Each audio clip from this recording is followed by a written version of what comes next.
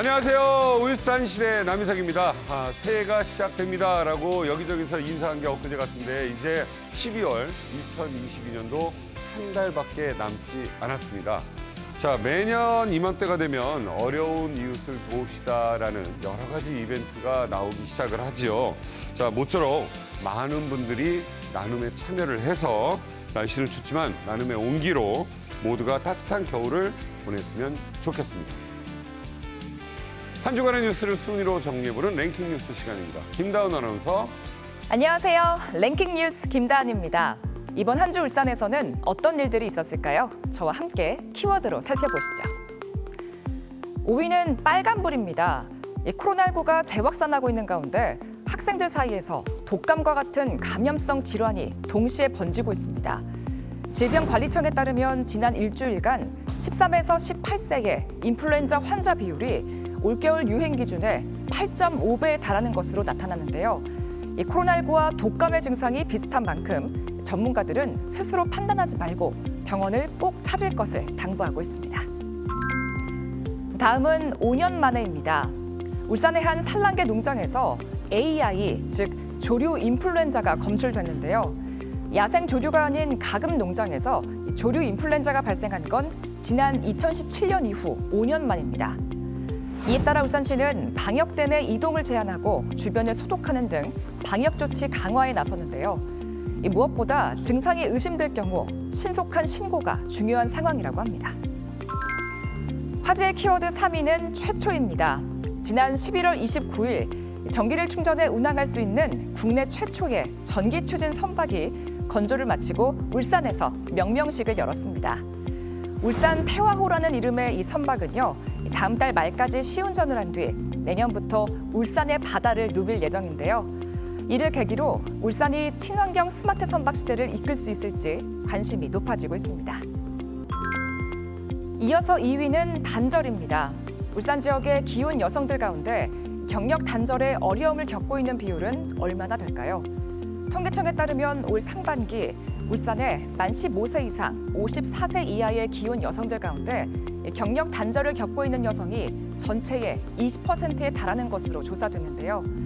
이는 세종시에 이어 전국에서 두 번째로 높은 것으로 경력 단절의 사유는 육아가 42.8%로 가장 많았습니다.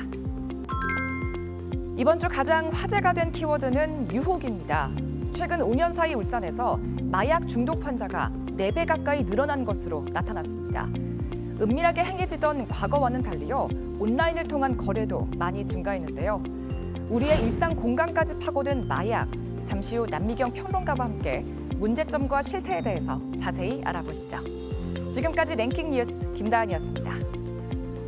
자세한 이야기 남미경 시사평론가와 함께 이야기 나눠보겠습니다. 마약 청정국이 아니다 이런 얘기는 한 지 오래됐고요. 대통령께서도 이제 마약과의 전쟁을 해야 된다 이런 얘기까지 했잖아요. 네. 자, 오늘 마약 이야기 한번 나눠보죠. 네, 언젠가부터 우리가 음식 이름 앞에 마약을 붙이는 게 좀 유행이 됐어요. 네. 마약 김밥이라든지 마약 떡볶이 맞아요. 많이들 말씀을 우리 애가 하시는데. 그러더라고요. 아빠 여기 마약 떡볶이 맛있어 그러더라고요. 그렇죠. 그러니까 그만큼 중독될 만큼 맛있다라는 얘기이긴 한데 자칫 마약에 대한 잘못된 인식을 좀 심어줄 수가 있어서. 그렇죠. 긍정적으로 느낄 수 있다는 거죠. 네, 그래서 앞으로 이 마약 마케팅이 좀 금지된다고 하는데요. 네. 어쨌든 이 마약이라는 말을 좀 쉽게 할 만큼 우리 일상에 마약이 많이 노출돼 있는 건 분명해 보입니다. 네. 준비한 화면이 있는데요. 일단 보실까요? 지금 제 옆으로 네. 보이고 있습니다. 이름이 어려운 것도 있고 양귀비, 케타민, 아편 이렇게 많이 있네요. 네, 이게 시중에 불법으로 유통되고 있거나 또 식약처에서 마약류로 분류되는 이제 마약들입니다. 네.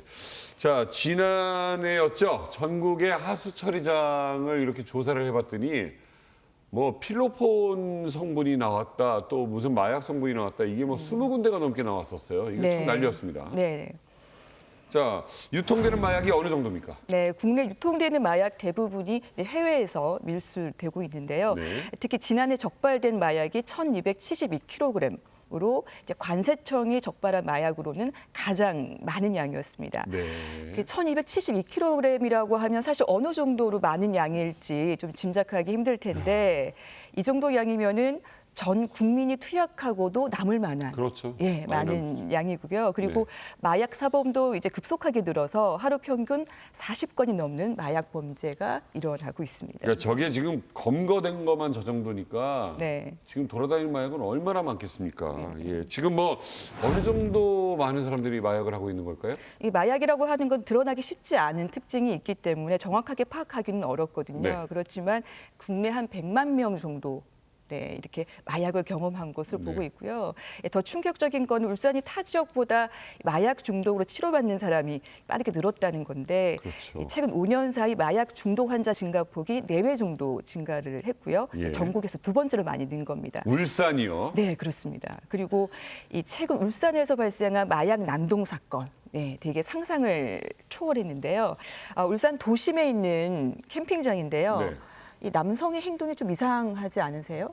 우통 먹고 나와 있네요? 네. 술을 취한 사람처럼 보이는데. 네, 화단에 누워버리는데요. 그 LSD라는 마약을 투약하고 이상한 행동을 지금 하고 있는 겁니다.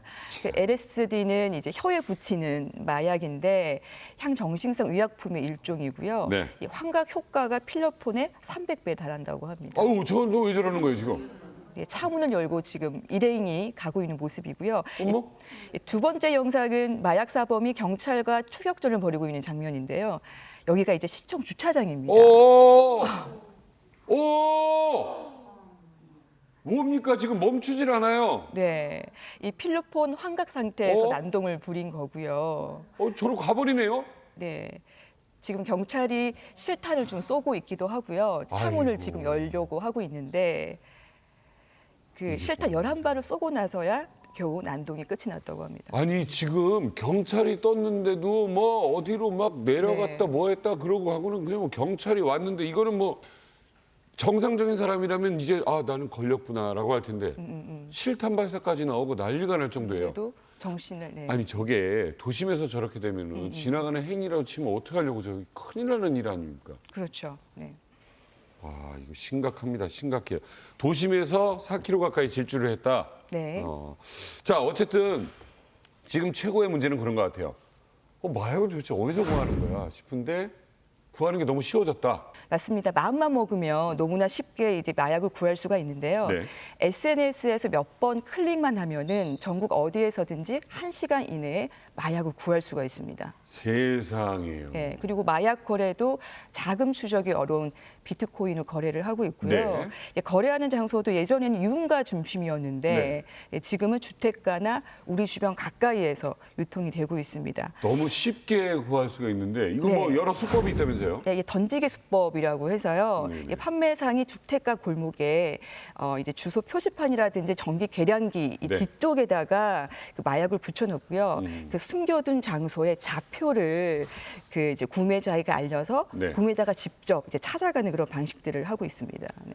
그러니까 뭐 이렇게 쓱 던져놓고 간다. 네, 그러면 네. 찾는다. 그러면 서로가 얼굴을 못 보니까 네, 경찰의 추적을 피할 수가 있는 네, 거죠. 잡혀도 저 사람만 잡힌다. 너무나도 안타깝습니다. 자, 어쨌든 뭐 기상천외하게 빠져가는 수법들이 다 있나 봐요. 네, 이 마약 밀수범들이 얼마나 기상천외하게 숨기는지 아시잖아요. 네.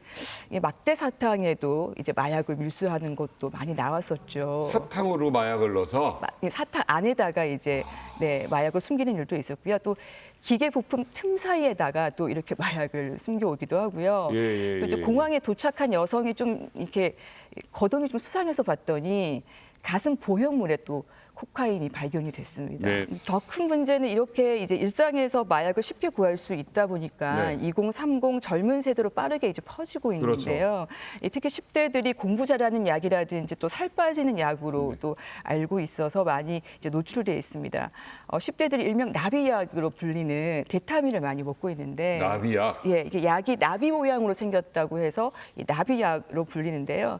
다이어트 약으로 알고 있어서 큰일 나네. 남용되고 있고요. 또 네. 이제 펜타닐이라고 해서 이게 문제죠. 네, 우리가 이제 허리 아플 때 이제 네모난 파스를 붙이잖아요. 네. 똑같이 생겼습니다. 그래서 이게 마약성 진통제인데 그렇죠. 파스처럼 생겨가지고 어른들이 볼 때는 사실 이게 마약인지를 알 수가 없거든요. 그렇죠. 이게 그 뭐 이렇게 암 치료하시다가 네. 진통제로 펜타닐 관련한 거를 사용을 하셨는데 이게 일반 마약이 뭐 100배, 200배 이렇게 효과가 있다, 진통 네. 효과가 있다 하다 보니까 이거에 중독되셔서 고생하는 분들이 계시다라는 네. 얘기도 들었어요. 네, 그래서 이 병원에서 이게 처방받을 수가 있는 약품이거든요. 그래서 이 10대들이 경각심을 갖지 못하고 많이 이제 남용하는 것 같습니다. 이게 초등학생이 펜타닐 복용을 했다가 뉴스에 나와가지고 난리가 났었고요. 미국에서 이 펜타닐 때문에 한 해에 2만 명이 사망을 합니다. 이게 네네. 어마어마한 일이에요. 네, 네, 예. 그렇습니다.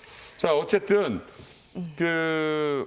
이 마약 사범을 잡았다라는 얘기들 참 많이 있습니다. 그런데 이게 또 치료받고 완치됐다라는 얘기도 좀 많이 좀 들렸으면 좋겠어요. 네, 이제 우리가 마약에 대해서 흔히 이제 하는 오해가 의지만 있으면 좀 끊을 수 있는 게 아닌가 이런 생각들을 하실 수가 있는데요. 그런데 이제 전문가들이 하나같이 하는 얘기가 마약은 질병이다라고 얘기를 하고 있습니다. 그러니까 이제 중독성이 워낙 강하고 재발 가능성이 높은 그렇죠. 이제 만성 질환이자 이제 뇌 질환이라고 얘기를 하고 있는데요. 이제 개인의 노력만으로는 사실 이 중독에서 헤어나올 수가 없기 때문에 네. 먼저 이제 마약을 질병으로 인식하는 게 참 중요한데요. 네. 한때 마약에 중독이 됐다가 지금은 이제 끊고 이제 마약 중독자를 재활을 도우면서 새 삶을 살고 있는 분의 얘기를 네. 직접 들어봤습니다. 함께 들어보시죠. 저도 10대 때부터 마약을 해서 25년간 마약을 경험을 갖고 있는 사람이에요. 대부분의 호기심에 마약을 접하거든요. 그 자존감이나 탈피하고 싶은 생각이 많은 사람들이 좀 많이 있어요. 코로나로 우리가 앓고 있는 사람 있잖아요. 이거 몇 배라고 생각하시면 돼요. 중독이란 개념이 내가 끊고 싶다 그래서 끊을 수 있는 게 아니거든요. 목적은 무조건 약이에요. 약기운 떨어지면 또 약한 생각하고 있는 거고. 이게 그 마약을 하고 사실 연예계에도 이런 분들이 있었잖아요. 마약을 네. 경험한 분들. 근데 이제 그 여기서 나오신 분들이 다 내가 먼저 고백을 하고 알려야 된다는 거예요. 그래서 치료를 하는데 딱 한 번이래요. 딱 한 번만 하자가 다시는 못 빠져오는 길이 마약의 길이랍니다. 맞습니다. 예. 그래서 이거는 전문가의 도움을 꼭 받아서 치료를 해야 된다 그러더라고요. 자, 또 어떤 생각하셨어요? 이번에 취재하시면서? 제가 취재를 하면서 느꼈던 거는 계속 이제 개인의 어떤 윤리라든지 이제 의지만을 많이 강조하는 측면들이 있거든요. 네. 그래서 우리나라가 너무 단속이나 검거에 너무 치우쳐 있는 게 아닌가라는 생각이 드는데 네. 단속과 검거도 물론 중요하지만 동시에 적절한 치료와 재활도 중요하다는 생각이 좀 들고요. 네. 그렇기 때문에 정부가 많은 지원들을 해야 되는데 제가 보기에는 좀 정부의 의지나 좀 지원이 좀 부족해 보였습니다. 정부가 지정한 이제 치료병원 이제 있는데요. 네. 대다수가 전문의가 없다라는 이유로 환자를 받지 않고 있고요. 그리고 지원하는 예산을 보니까 울산시 같은 경우에도 한 명도 제대로 입원 치료를 받지 못할 정도로 충분히 지원이 되지 않고 있었습니다. 그리고 이제 심리적인 회복이라든지 사회 복귀를 돕는 이제 네. 재활 프로그램이라든지 전문 기관도 좀 부족을 했고요. 그렇게 되면은 네. 감옥 갔다 와서 다시 빠지는 경우가 많다는 그렇죠. 거 아닙니까? 예, 중독성이 워낙 강하기 때문에 재범률이 높거든요. 그리고 이제 일본 같은 경우에 민간 재활센터가 있어서 많은 네. 지원들을 하고 있는데 이제 우리는 아직까지 민간 재활센터에서 이런 일들을 하는 것도 좀 힘든 부분도 있고요. 네. 특히나 정부의 지원이 많이 열악한 그런 상황입니다. 그렇죠. 자, 여기서 한 분 인터뷰를 듣는다고요? 네, 이제 재활을 돕고 있는 박영덕 씨가 마지막으로 꼭 당부드리고 싶은 말이 있다고 하는데요. 마지막으로 들어보시죠. 필러폰만 마약이라고 생각하고 그 외에는 마약이라고 생각하지 않는 게 문제죠. 중독이 심하게 되면 스트레스 받아서 마약을 많이 해요. 법적인 문제나 경각심이 생겼을 때 그때라도 지금 늦지 않거든요. 그때는 마약 전문 기관이 필요해요. 중독이 된 그 자체부터 뭔가 사고방식을 바꾸게 되면은 마약이라는 거는 좀 떠나게 돼 있거든요. 그러나 뭔가 다시 올바르지 않게 생활한다면 마약이라는 건 항시 곁에 또 다가옵니다. 네. 검거도 중요하지만 전쟁도 중요하지만 마약과의 전쟁도 중요하지만 나 좀 살겠다, 살려줘라고 했을 때 도움을 줄 수 있는 곳이 참 많아져야겠다라는 생각을 했습니다. 자, 오늘 너무 참 중요한 정보 전해주셨습니다. 남미경 시사평론가와 함께했습니다. 고맙습니다. 고맙습니다.